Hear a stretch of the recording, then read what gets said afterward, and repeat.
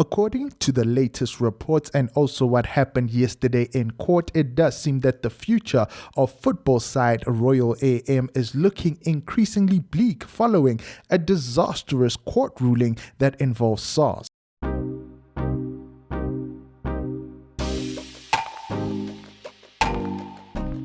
So first up, we're going to be talking about the financial crisis that is facing Royal AM following the SARS court ruling.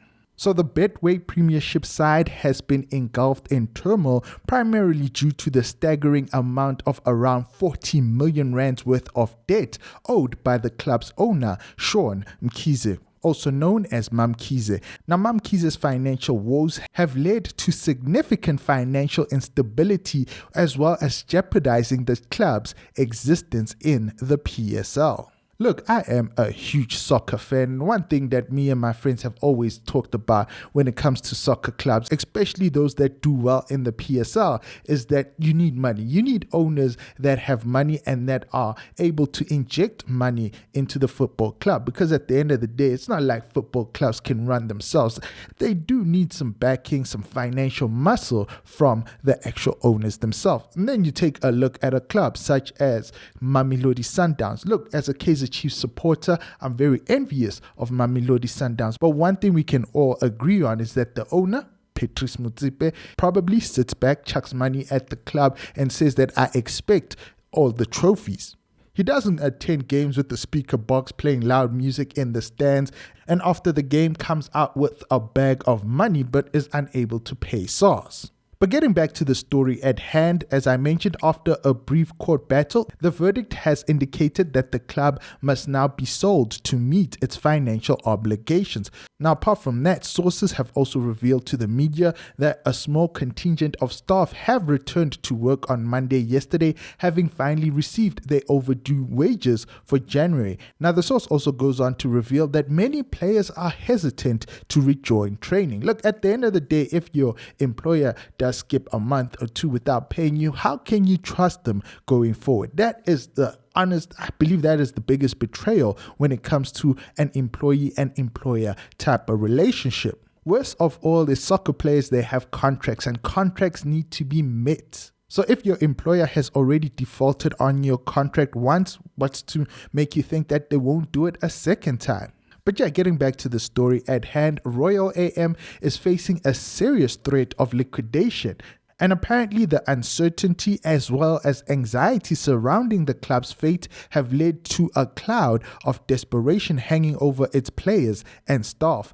Now, a couple weeks ago, the PSL took the unprecedented step to suspend all fixtures involving Royal AM as the situation escalated. Now, this particular decision left the football community collectively searching for clarity amid the chaos, creating further frustrations among supporters eager to see their team compete. Whether it is supporters of Royal AM wanting to see matches of their club or other clubs that were scheduled to play against Royal AM.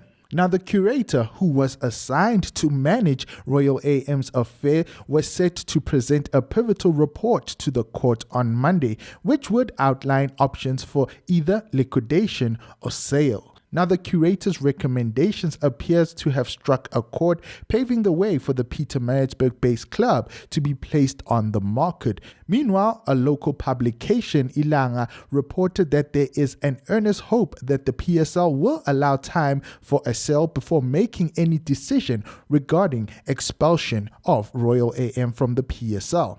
Look, personally, I've never bought a soccer club, but I don't know how fast is the turnaround of the club being put up for sale and someone coming through and buying it. And when it comes to this news, I saw one user on social media post the following: I hope whoever buys Royal AM will consider returning Bloemfontein Celtic to its rightful home and restoring a beloved piece of South African football heritage. I miss these scenes. Look, I remember the time when Bloemfontein Celtics was in the PSL before it got bought out by Royal AM, for those that are unaware. And the green and white, the stadiums, they were always packed whenever they played at their home stadium in Bloemfontein. And it was definitely a vibe. It was definitely a sight to see. And who knows, maybe Bloemfontein Celtics can come back and buy Royal AM back from, MaMkhize, and perhaps even get a discount, because it does seem that it's a desperate situation, as it has been reported all over the media. So maybe Bloemfontein Celtics can get themselves a good old-fashioned bargain.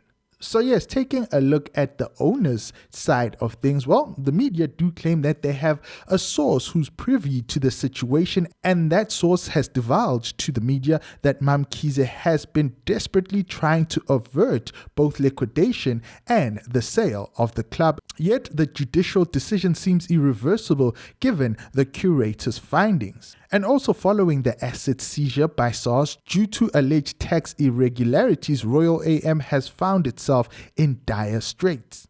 The financial fallout has frozen indispensable accounts, sharply disrupting critical salary payments, and players have only recently seen a portion of their December wages trickle in.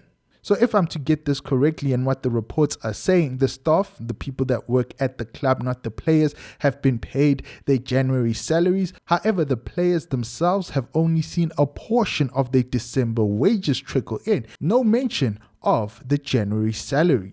Now, when it comes to the PSL side of things, the reports go that amid ongoing dissatisfaction regarding the club's off-field conduct, the PSL is scheduled to convene an urgent board of governors meeting to discuss Royal AM's status. Several clubs within the league are reportedly advocating for the immediate expulsion of Royal AM, claiming that the club has caused significant reputational harm to the PSL and its partners. Do get in the comment section down below and let me know, what do you guys think about that? The other teams are saying that Royal AM should be expelled from the PSL.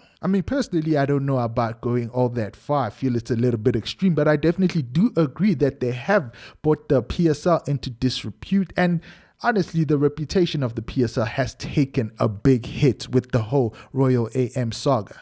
And also, if you want to take a pragmatic look at things, Royal AM's performance before they got that little bit of a ban or suspension, they weren't doing all that well in the PSL anyways.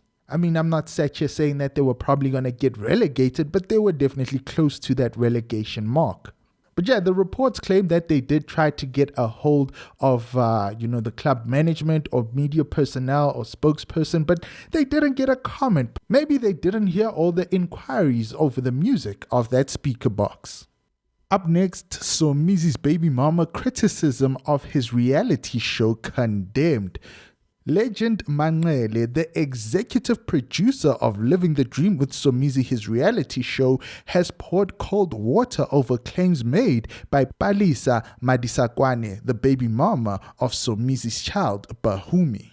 So why has Legend come out of the blue to pour cold water on a particular story? Last week, Somizi's ex-lover and baby mama Palesa claimed that the reality show is not genuine and truthful because most of what she had to say on the show was removed. So over there, she's implying that whatever it is that she had to say on the show was cut from the show, what we got to see as Somizi living the dream. Now,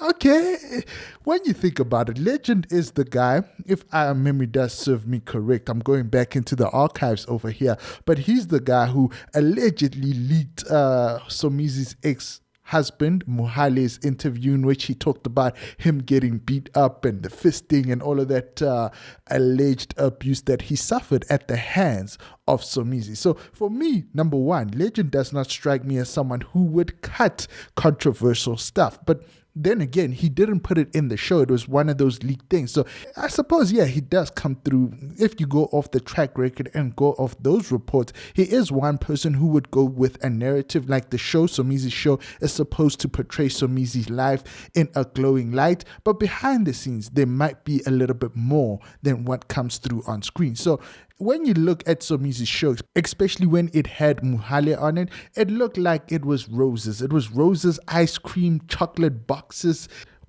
of chocolate, all the time. It looked like they were having a jolly good time, Somizi and his husband. But as we have all learned with the benefit of hindsight, it wasn't a great relationship, and they've since divorced, of course. So before we get into the meat of this particular story, I wanted to put it out there that Legend does seem as someone who wants a narrative on his show, but doesn't really put out the whole truth when it comes to the reality show. I mean, things had to leak for us to know that MaMkhize was having a hard time in that particular marriage. So getting back to Somizi's ex-lover and baby mama Palesa's story, well, last week she was on a podcast. She was on Owami's podcast. They had a nice sit down and chitty chat over there. It's hours long, and there's even a part 2 if you are interested in getting a little bit more details when it comes to that. But yes, this is what Palesa had to say. The show was only playing for 30 minutes or so, but there were a lot of things that were edited out, especially on Diaries, things that I spoke about. And right there, I was like, okay, what did you say, Palesa? What did you have? Tell us what was cut. Goes on to say, but because we don't have the power over what goes live and what doesn't, you'd be shocked at what was removed from the show. You'd also be shocked at what was happening behind the scenes in our daily lives and how we lived. She also continued and said people would watch only a few minutes of the show and they'd be stunned. But the reality is that Bahumi would only be there for that hour and then she'd be back to her ordinary life. There was another life behind those few minutes. I don't want to embarrass anyone, but one day Bahumi will talk.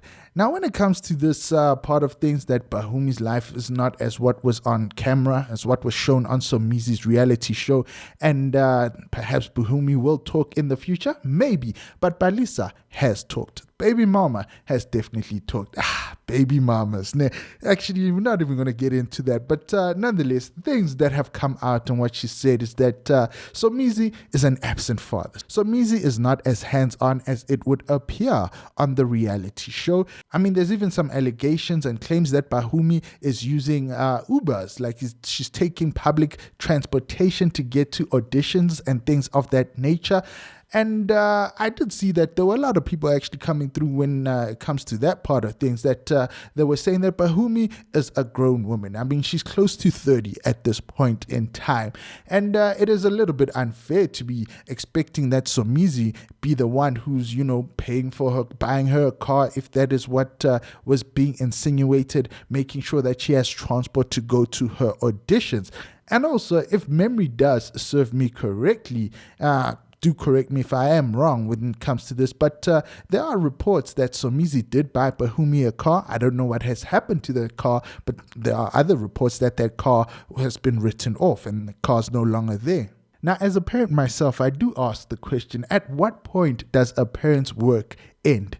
I mean, obviously, being a parent is a lifetime thing as long as you're alive and your child is alive. But, the taking care of the child financially, at the end of the day, you bring a child into the world and then you get them into education, get them into school so that they can have a future and be independent. And for me, Bahumi, who will be 30 years old tomorrow on the 19th of February, according to this particular search, I think, she should be independent at this point in time. But anyways, do get in the comment section down below. I don't really want to be too controversial, but my daughter, by the age she's 30, I'm expecting her to be self-sufficient. I'm expecting her to be independent. But for now, she's only 8 years old, and if she needs to get somewhere, you best believe that daddy will be taking her there. But getting back to the story, Legend has refuted Palesa's claims, citing that Living the Dream with Somizi has been produced by 3 different companies. This is what Legend is quoted as saying. During our time, Palesa was never an official character or cast in the show. I can assure you that the creators who worked on this show would have never passed on a good story. Well, you guys did pass on MaMkhize's story, so moving swiftly along, goes on to say, the show by nature has to contribute to our promise to the audience and the channel, and so if things feel irrelevant and do not contribute to or enhance the creative or storyline, they are more likely to not make the cut. So over there he's saying that some things are cut and gives the reasons as to why things would be cut. So alright, moving along. a reality show, like any show on TV, is edited and packaged to meet the broadcaster's brief. So over there, it doesn't seem like he's denying anything. He's saying that cuts and edits are part of the broadcasting brief. That is what they do. But yeah, he also goes on to continue and say, we loved the relationship between this blended family. We wanted more of her, but she cited that she was married and couldn't really participate. So over there is saying that we did want a little bit more of Palesa, but she said that she was married and didn't really have time or didn't want to participate in Somizi's show. So giving another reason as to why some of her content, according to her claims, was cut.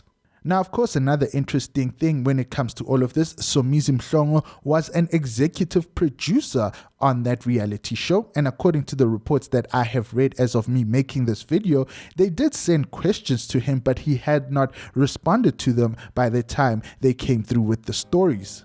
Bahumi as well. Apparently, she was sent some questions, but she did not respond to the questions. Perhaps we will get the side of Bahumi, as Palesa says that maybe when she is ready, she will come through and talk about her experience and how it is like to having a father such as Somizi and the relationship that they share. Was it as it was shown in that reality show, or is there something a little bit more sinister? Perhaps maybe we should be waiting for a leaked audio that will surface Bahumi talking about what it's like having Somizi as a father.